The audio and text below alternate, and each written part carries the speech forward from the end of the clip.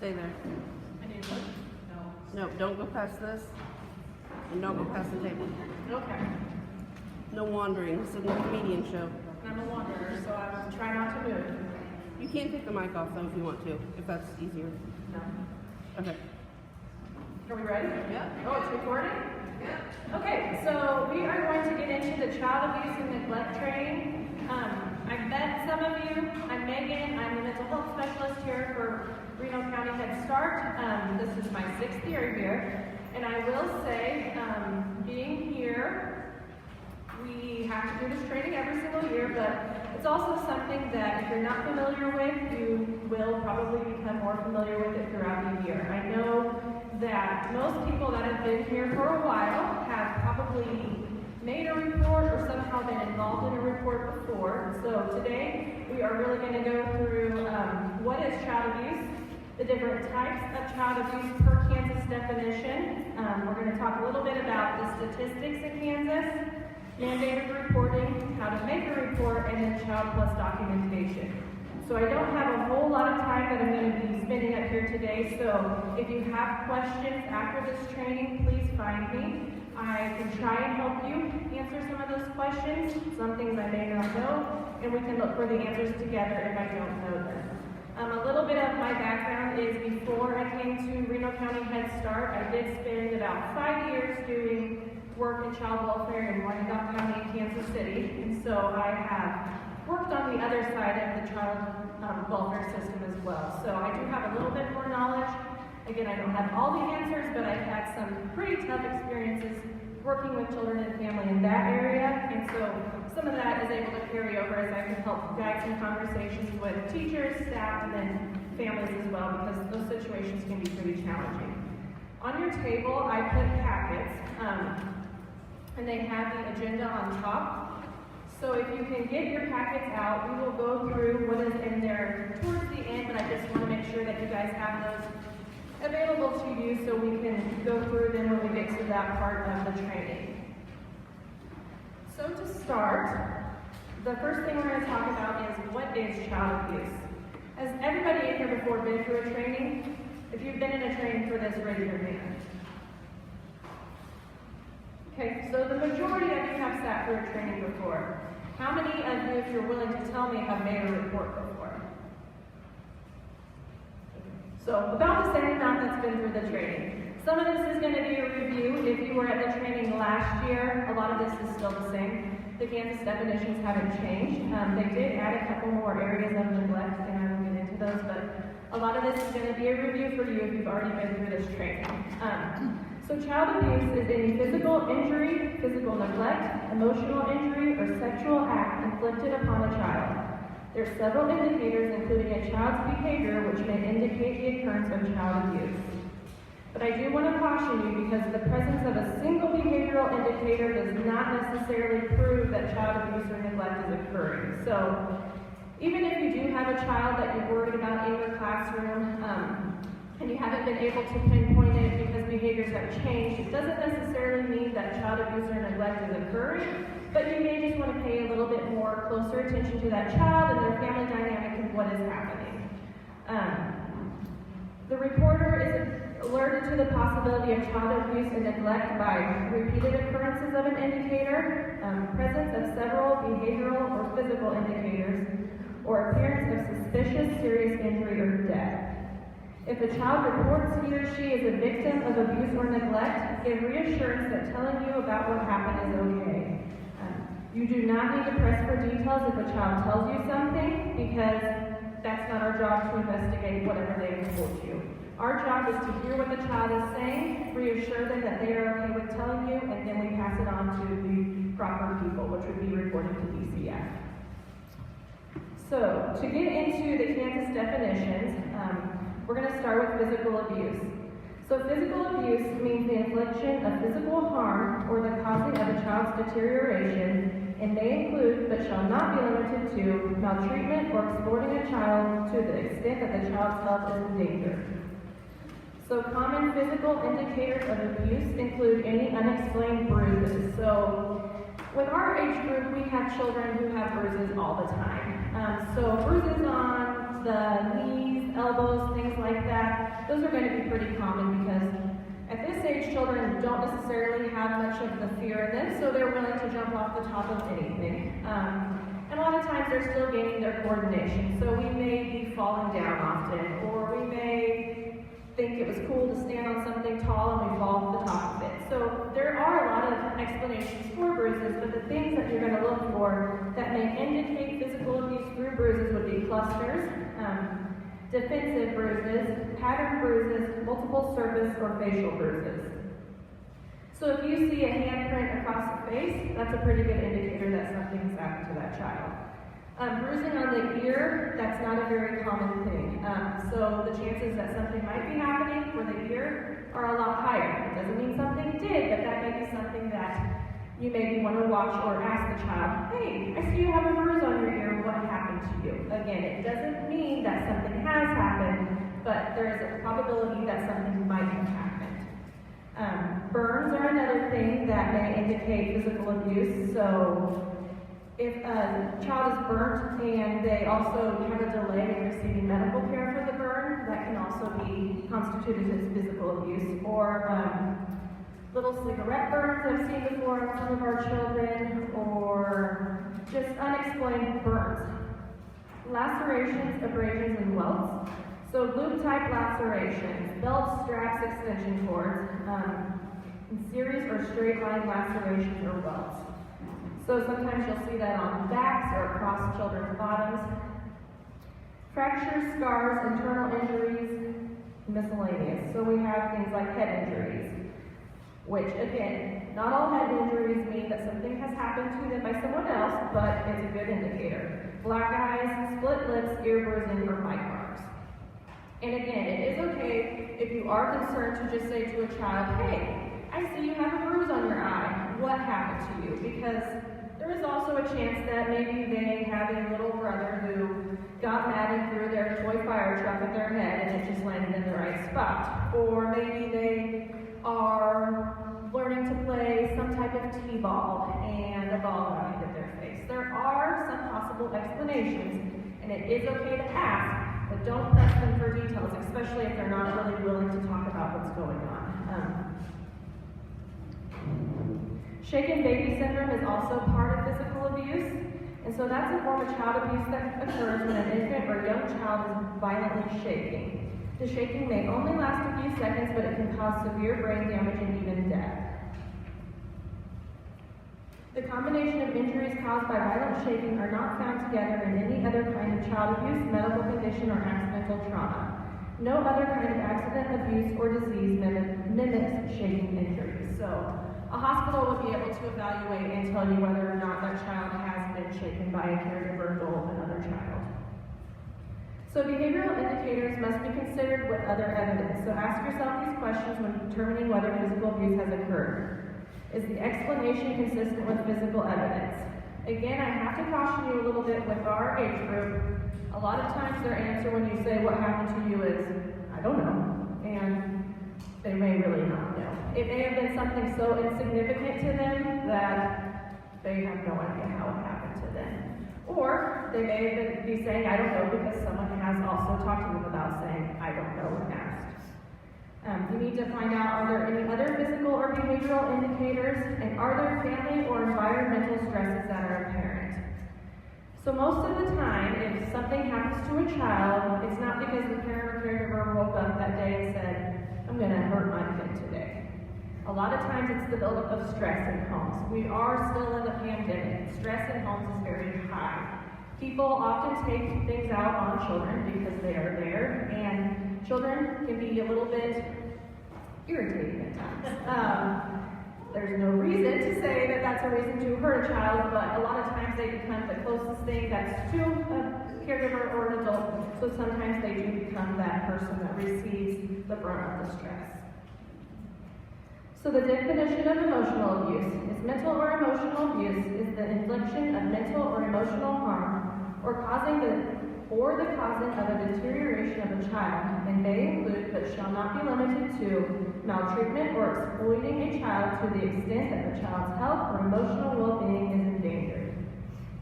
So what is emotional abuse?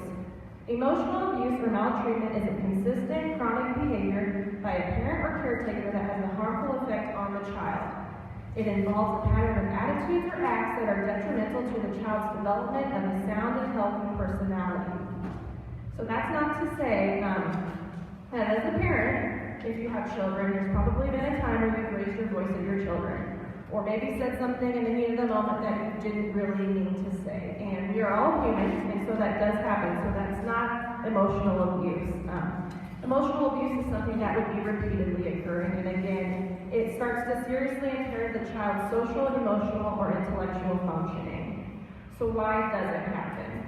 Some parents may be emotionally and psychologically harm their children because of stress, poor parenting skills, social isolation, lack of available resources, inappropriate expectations of their children, or they may emotionally abuse their children because the parents or caregivers were emotionally abused themselves as children.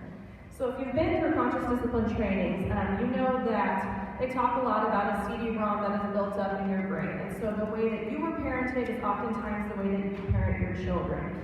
And so a lot of times the parents that are emotionally abusive are unwillingly doing that to their children. It's just the way that they were patterned, and it's a response to how they are parenting their children as well. So there's some determination questions for emotional abuse. It is important to remember that the maltreatment by a caregiver is not the cause of all behavioral, emotional, or developmental problems in children. So ask yourself these questions when you're considering whether or not emotional abuse is occurring.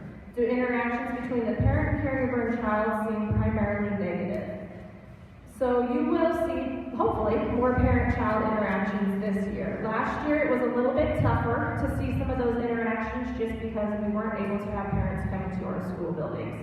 But this year we do, at this point at least. Hopefully it stays that way. But you can tell a lot by the parent and child's relationship just by the way that they're interacting.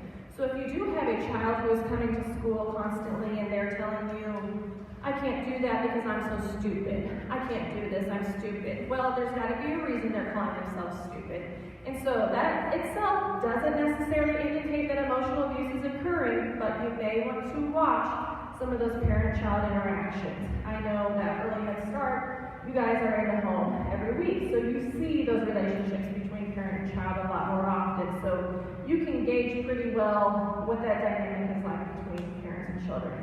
Head Start side, it can be a little bit more difficult because as a teacher, you will primarily deal with their children and hear what their children say. There are plenty of opportunities to talk to the parents and just watch that interaction and see how those things go. And then we always have the family support workers too, who are awesome, and they also can give you a good idea of the dynamic between parent and child too, if you ever have any questions on that. And are specific instances of emotional abuse or maltreatment frequently observed? So for sexual abuse is any contact or interaction with a child in which the child is being used for the sexual stimulation of the perpetrator, the child, or another person. Sexual abuse shall include allowing, permitting, or encouraging a child to be photographed, filmed, or depicted in pornographic material, or be subjected to aggravated human trafficking, if committed in whole or in part for the purpose of the sexual gratification of the offender or another. And then the second part of that is contact solely between children shall meet the criteria only if the contact also involves force, intimidation, difference in maturity, or coercion. So some statistics about sexual abuse. 1 in 10 children will be sexually abused before age 18. 90% of sexual abuse victims know their abuser. Of children who are sexually abused, 20% are abused before the age of 8. So this is a lot of younger children. 30% of children are abused by family members. 60% of children are abused by people the family trusts. And 40% of children are abused by older or more powerful children. So oftentimes, if a child is being sexually abused, it is by somebody that they typically know. And sexual abuse is not something that children report very often, and it may take a while if something is happening for them to ever disclose that to you, and sometimes they may not ever disclose that to you. Some sexual abuse indicators include sexually transmitted diseases or infection, pregnancy, torn, stained, or bloody underclothing, or difficulty or pain in walking or sitting. And some behavioral indicators include verbally reporting abuse, seductive behavior, advanced sexual knowledge for the child's age, promiscuity or prostitution, expressing fear or a particular person or place, compulsive masturbation, precocious sex play, excessive curiosity about sex, or sexually abusing another child. So those are all indicators that should be looked into a little bit more closely, and if you do have a concern, you should always report. It is important to note that physical symptoms listed above are not normally seen in young children and are often difficult, impossible in some cases to explain by any other cause of sexual abuse. Special attention should be paid to behavioral indicators. Neglect's definition is extremely long, so bear with me, but I want to make sure that I am getting the actual Kansas statute so we can say that we are covering all of those. Neglect means acts or omissions by a parent, guardian, or person responsible for the care of a child, resulting in harm to a child or presenting a likelihood of harm. And the acts or omissions are not due solely to the lack of financial means of the child's parents or other custodian.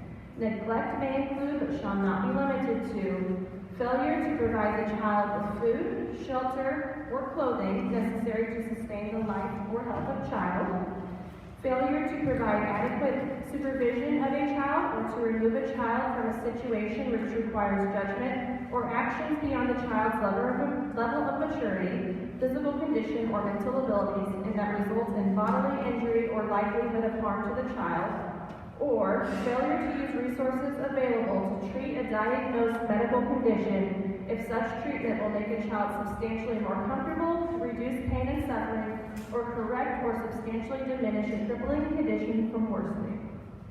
A parent legitimately practicing religious beliefs who does not provide specified medical treatment for a child because of religious beliefs shall not for that reason be considered a negligent parent. However, this exception shall not preclude a court from entering an order pursuant to the subsection.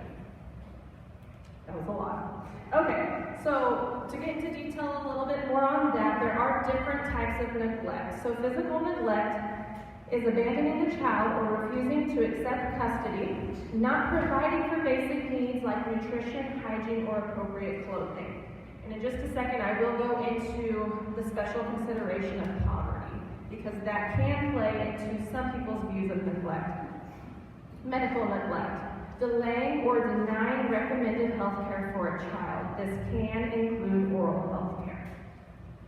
Lack of supervision, leaving the child unsupervised, depending on the length of time a child's age and maturity, and not protecting the child from safety hazards, providing inadequate caregivers, or engaging in harmful behavior.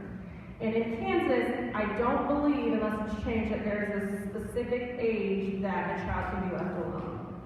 Still none? Okay, there's still none. So that can make it a little bit tricky when you are considering that, so you have to also consider what the circumstances were if a child tells you they were left alone.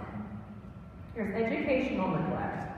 So that's failure of the parent or caregiver to meet that individual's responsibilities to provide for the child's education as required by law. So that one we didn't go over last year, but I did a training this summer, and that one was added into the training, as well as substance-affected infant. So that's birth of an infant, so birth to 1 year of age, who is identified as being affected or having withdrawal symptoms resulting from prenatal exposure to a legal or an illegal substance. So both of those were newer to me this summer. You may have heard them before. And then with abandonment, it's to forsake, desert, or cease providing care of the child without making appropriate provisions for substitute care. So a lot of times I have seen that we do have parents that need to step away from their children for a little while they work on themselves.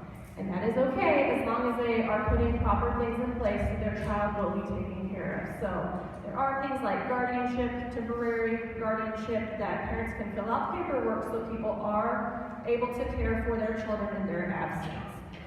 So that would not be neglect if they have assigned somebody and gone through the paperwork and the process to make that possible. So also, as I mentioned earlier, we have to consider the role of poverty when it comes to neglect. So poverty is a risk factor for neglect, but poverty does not equal neglect. Poverty can make it more challenging for parents to meet certain needs, but poverty does not mean the child is unsafe, unloved, or that a parent lacks capacity to care for the child. So there will be situations this year in classrooms where a child will not come to school with adequate shoes, adequate winter pants, adequate coats. And it may not be because the parent doesn't care about their child and they didn't want to dress them according to the weather. It may be because they don't have those clothing and they don't know where to access that clothing. So it is always really important to consider and talk to your family support workers too, or your early Head Start family educators if they're involved also, because they can help connect families with those resources. So that way a report doesn't have to be made. If they just don't have a winter coat and that's because they don't have the financial means to get it and they don't have one for their child's size, we can help connect them with people who are able to get that for them. The same comes to food too. Some kids come to school hungry, and that is because families don't always have food that the children can have at home. And so they're eating at school. This is where they're getting a lot of their meals. And you may notice that. And a lot of times, families don't want to talk about the lack of food in their home. One, it can be scary because they feel like DCF might get involved. And two, it's a shameful thing for some families to admit, I can't provide food for my family and my family's hungry. So again, these are very delicate topics. And so it's just something that maybe we need to look into a little bit more. Again, we have an awesome resource book that's put together every year. I think Mary and Teresa put that together. And it has a lot of resources in there for those things that you may need, such as clothing or food, a whole variety of things. So we can help connect families with that. So consider the circumstances before you would make a report on neglect. Talk to people around you so that way we aren't turning in a family when really it's just because we on our end didn't check into it a little bit more and we could have hooked them up with someone else. But there are times where neglect truly does occur and it is purposeful, but we on our end as the school want to make sure that we're supporting families as much as we can before we're doing things to turn them in. Because that's not fun for anybody.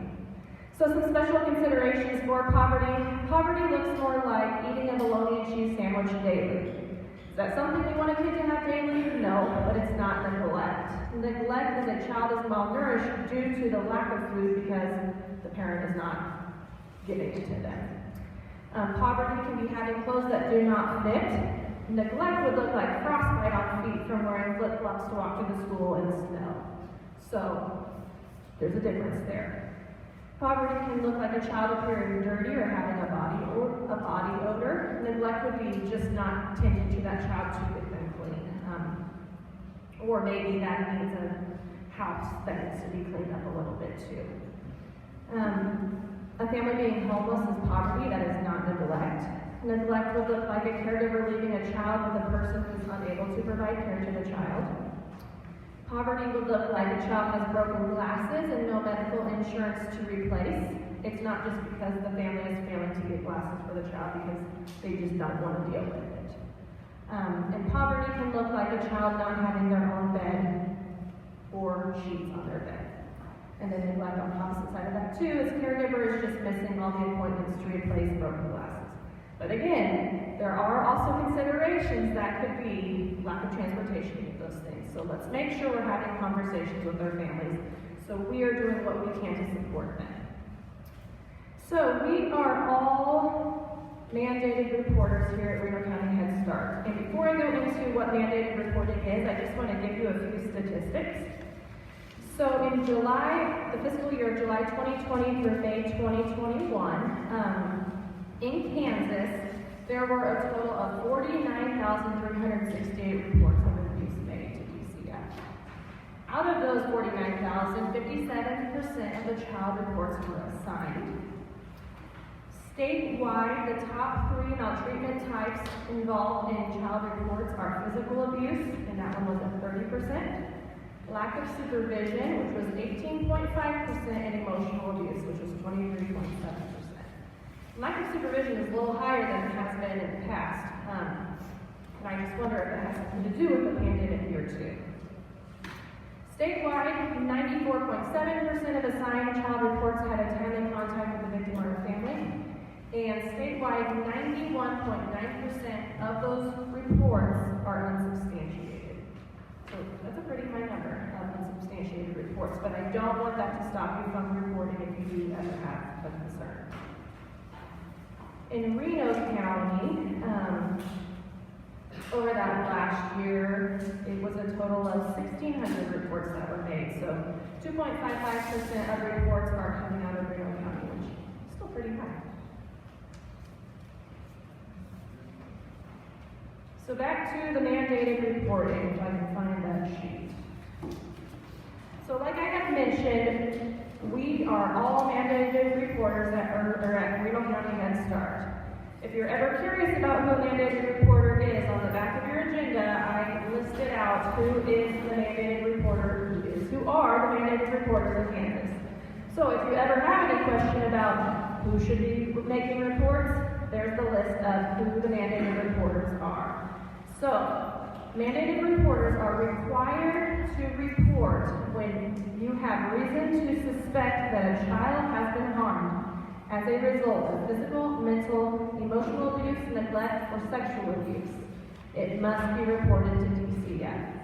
Again, it is not our job to investigate these things. And in fact, if a child reports something to you, I don't want you to ask a lot of questions, because this down the line can create some conflict when the investigators are doing their job and doing the investigation. Our job is to hear concerns or see concerns and report them on, but it's not your job to solve what is actually happening in that home. So I know that sounds a little contradicting to what I said about asking questions about neglect, but just don't ask me any questions if they report something to you. And a lot of times, if the child has reported something to you, chances of them wanting to go in a lot of detail with you are not very high. They felt safe enough to tell you that. It's a sensitive subject for the child, and it should be treated that way with respect. So it's always good to reassure a child, you are safe by telling me that, but then it is also our job to continue that conversation by contacting DCF. Do you need proof before you report? No. Anyone can make a report when they have reason to suspect that child abuse or neglect has occurred. So reason to suspect may mean there is credible evidence or an inconsistent history in explaining a child's injury. So in your packet, I put some papers. The first one is the tips for mandated reporters in your packet. So this just talks about things to keep in mind as a mandated reporter. Like I mentioned, it's often difficult for a child to disclose situations of abuse or neglect. They may have been threatened not to tell, they may be ashamed, embarrassed, anxious, or scared. Those are all things to consider. Be respectful of the child's space by not leaning in too close while he or she is talking, and maintain a calm expression. That can be really hard to do. If a child has just disclosed to you something really awful has happened to them, they don't need to see it written on their face too, because that can immediately cause a child to shut down or be scared. Maybe even try and take it back because they're like, I just scared my teacher. I didn't mean to scare my teacher. Now I'm never talking about it again. So we talk about composure a lot at Head Start. Composure is key, especially when it comes to something as sensitive as this. And there will be shocking stories. There will be things that are hard to hear. But keep in mind, you can decompress that later with somebody else, but not with a child. Limit your questions to obtain only the minimal information needed to make the report. And I do have a sheet, the next one, that says what you need to know when you're making a report. That way you can ask the right questions without asking too many questions. And do not put the words in a child's mouth, because sometimes those will lead children to something that may not have actually happened. And sometimes our children's language skills are limited, so as we're trying to make sense of something, we might be like, oh, did your mom hit you? Well, that's not a way to find out about something happening, because I just gave them the idea that their mom hit them. So whether or not their mom actually hit them, I don't know, but that answer could go either way. So don't put words in their mouths. But if they came to you and said, Mom hit me with a belt last night, that's a different situation. And again, don't interview the child to gather those specific details. And also, this one's hard, but we can't promise that we're going to keep these things a secret, because we're not. And we don't want to promise things to children that we can't keep. So we can reassure them that our job is to help keep them safe, but we are also going to have to share that information with somebody else that we trust. Because again, it is our job to keep you safe as a child. But you can reassure the child that you will not tell anybody in their class or tell their parents or tell their siblings that they share that information with you, because that is something that can be reassuring to a child to hear, is that you're not going to run and tell my parents or my big brother that I told you about this today. So for making an online report to DCF, in the blue box in the corner, it explains how to do that. There is an online reporting tool, which I strongly encourage, because the phone number that's listed next can take a while to get through if you've ever called them. There's a lot of calls coming in a day, and there's a lot of calls that come in all at once. So if you can fill out the form online, I would encourage you to do it, but you can report by phone if you're more comfortable with that. You just need to make sure that you have the demographic information available for that child, if you have it. If it's a student in your classroom, Child Plus has that information for you, so it's helpful to pull up Child Plus before you're making a report. So that way, if they're asking you for dates of birth or parents' names, addresses, things like that, you can have that information readily available for you when they need it. And then it goes through what you need to report. So who, what, when, and where, if you have that information. If you don't have a whole lot of information, that's okay. Go ahead and make that report anyways, because it needs to be turned in. And again, if it's not a whole lot of information, that's still okay. I know a lot of times I've talked to staff who's been discouraged because you really in your heart of heart know something's going on in the home, and you've made these reports because children have told you that something has happened in the home before, and then nothing happens. And so I don't want that to discourage you from ever making a report. In fact, you need to continue making those reports, because even if it's not investigated the first time, the second time, maybe when you make a report, it's going to link to that family again, so they may look into it a little bit more. Or if they have older siblings, you never know what another school might have going on, or if an older sibling has reported. All of these things link together, so continue to report as concerns are made.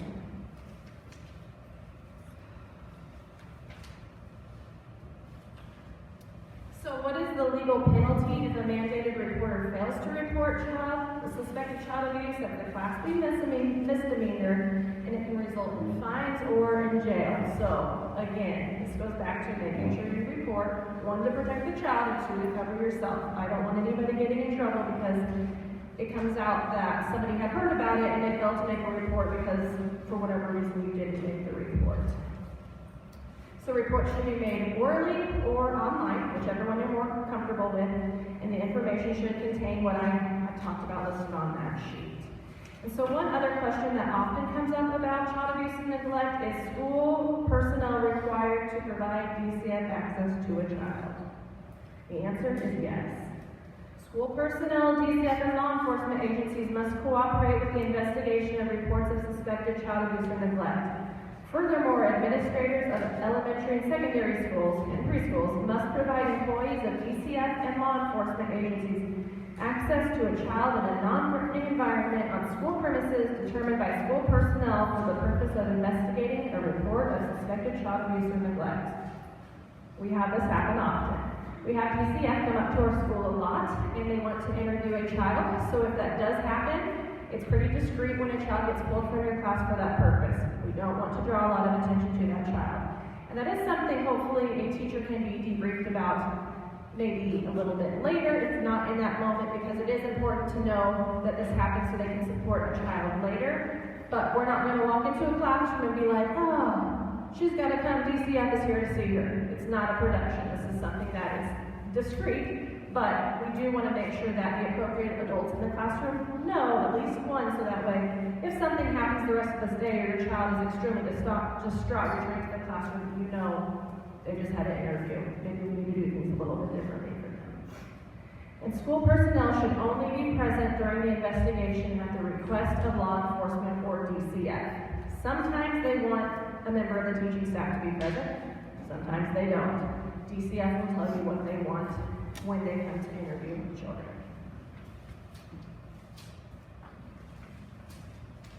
So So, per Head Start policy and procedure, once you make a report, it has to be entered into Child Plus.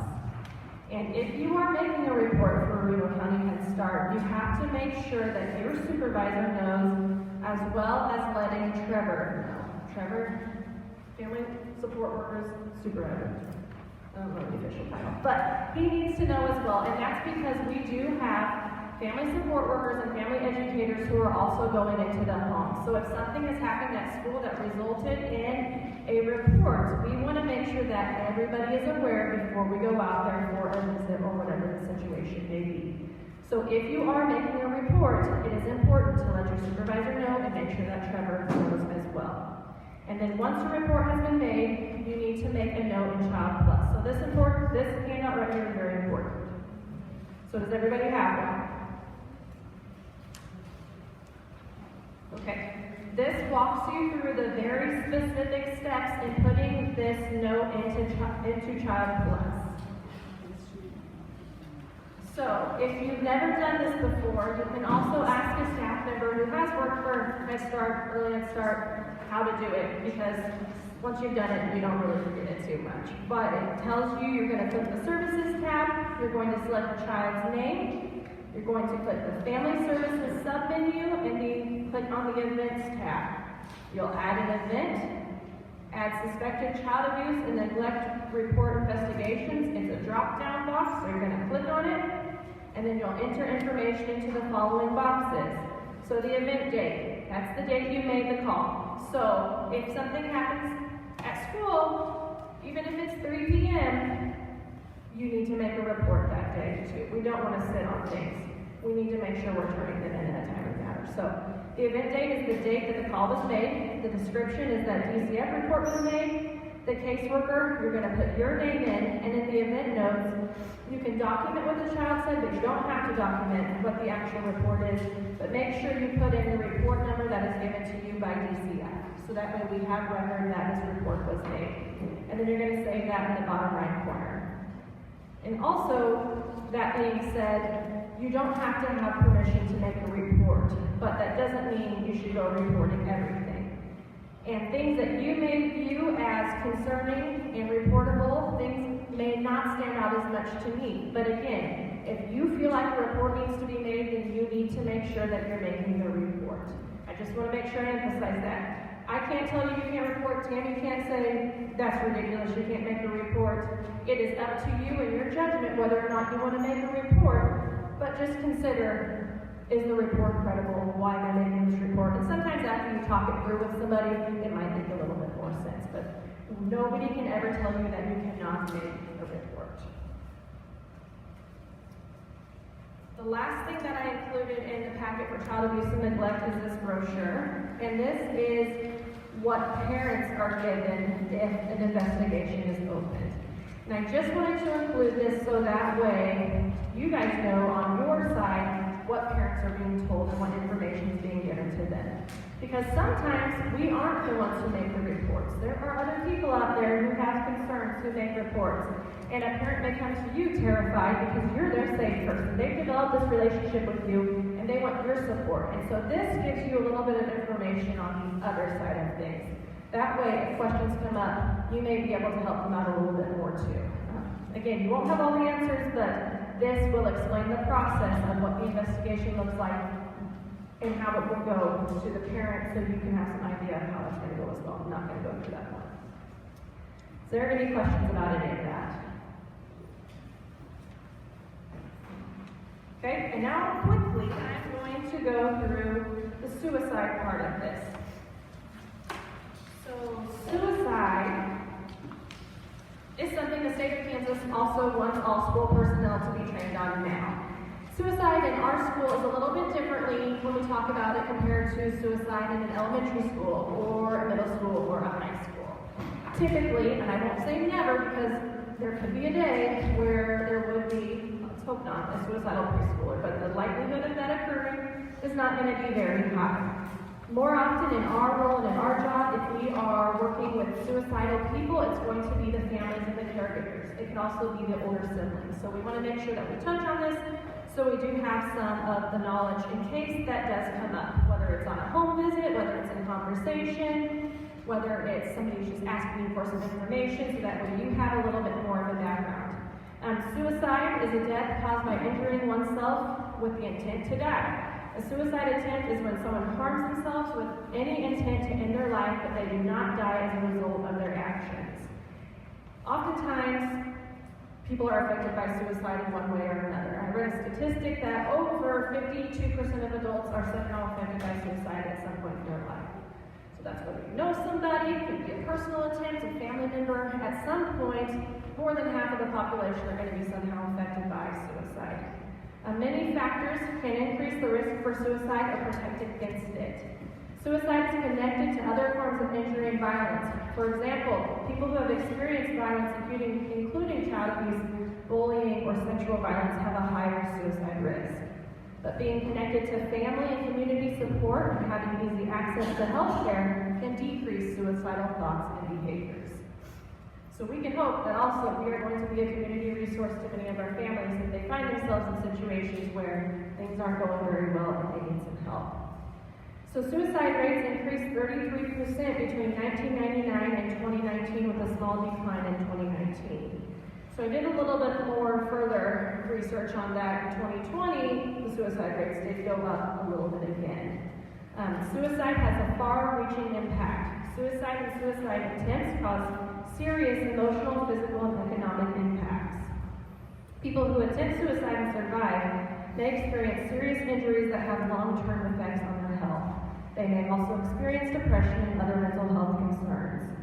Suicide and suicide attempts affect the health and well-being of friends, loved ones, co-workers, and community. When people die by suicide, their surviving family and friends may experience shock, anger, guilt, symptoms of depression or anxiety, and may also experience thoughts of suicide themselves. The financial toll of suicide on society is also costly. Suicide and suicide attempts cost the nation over $70 billion per year in lifetime medical and work loss costs alone. So that is pretty significant. So some facts from 2020. Suicide was the 10th leading cause of death in the United States. On average, in 2020, 132 Americans died by suicide each day. It's a pretty large number. And 1.4 million Americans attempted suicide in 2020. 90% of those who died by suicide had a diagnosable mental health condition at their time of death. I wish that said how many were actively receiving treatment, but I don't have the numbers on that. Men die by suicide 3.6 times more often than women, but women are 1.4 times more likely to attempt suicide. In 2020, 48,344 Americans died by suicide. It was the second leading cause of death for ages 10 to 34. And the fourth leading cause of death for 35 to 54. Firearms accounted for slightly more than half of all suicide deaths. And this goes on to say that 10.3% of Americans have thought about suicide and 54% of Americans have been affected by suicide. Every 12 minutes, one person will die from suicide in the United States. And suicidal thoughts, plans, and attempts increased for ages 18 to 25. So what are the warning signs of suicide? These are things to watch for. Talking about wanting to die or to kill oneself. Looking for a way to kill oneself, such as searching online or buying a gun. I know now in the middle schools, just having friends working in middle school, that there are alerts on the computers at school. So if a child is searching for things like that, staff will alert it so that way they're paying attention to that a little bit more. And I'm sure it's that way in the elementary and high schools as well. Talking about feeling hopeless or having no reason to live. Talking about feeling trapped or unbearable pain. Talking about being a burden to others. Increasing their use of alcohol or drugs. Acting anxious or agitated, behaving recklessly. Sleeping too little or too much. Withdrawing or feeling isolated. Showing rage or talking about seeking revenge. Displaying extreme mood swings or losing interest in things or losing the ability to experience pleasure. So those are all things that can be warning signs of suicide. So if a person goes in for a suicide assessment, what does that look like? So if a person is working with somebody who is suicidal, first they're going to help them identify the risk factors. They're going to identify protective factors, conduct a suicide inquiry. So talk to them about suicidal thoughts, plans, behaviors, and intent. Determine the risk level and intervention. Sometimes these people may be hospitalized. Sometimes it's going to be more of we set up a treatment plan and we have you come in more often for therapy or medication, whatever that may be. And then document their risk and rationale, intervention, and follow-up.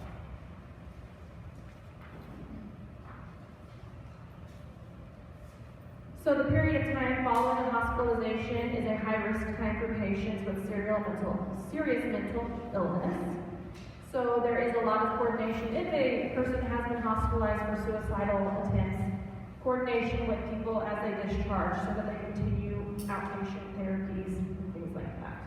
And continuity of care is essential after an intent to harm self-emergency department visit. So follow-up visits will be scheduled. A lot of times they're referred to in our community, Horizons, because they are partnered with the hospital. But there are also other places to receive mental health services in our community, such as Prairie Star. In Kansas, our suicide facts showed that in 2020, we had 556 people die by suicide, which is up from 2019. In 2019, our number was at 521. And in Kansas, in 2019, there were 6 suicides in children under the age of 15.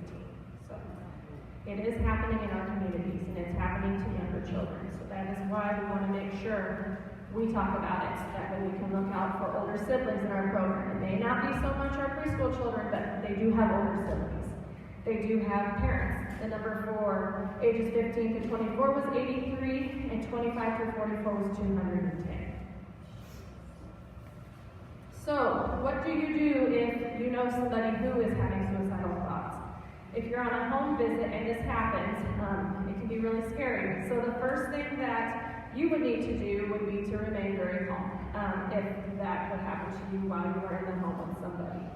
I would say typically that wouldn't occur, because if a suicidal person really wants to commit suicide, they're probably not going to tell you right before it happens, but there are occasions after visiting with Tammy where this has happened, that people have been suicidal while they have visitors in their home. And so if you were in the home and this has happened, you would want to make sure that you talk to the parent about you are going to be there with them to help keep them safe, and you are going to help them try to find somebody to help come take care of their children while you help the parent handle their mental health crisis.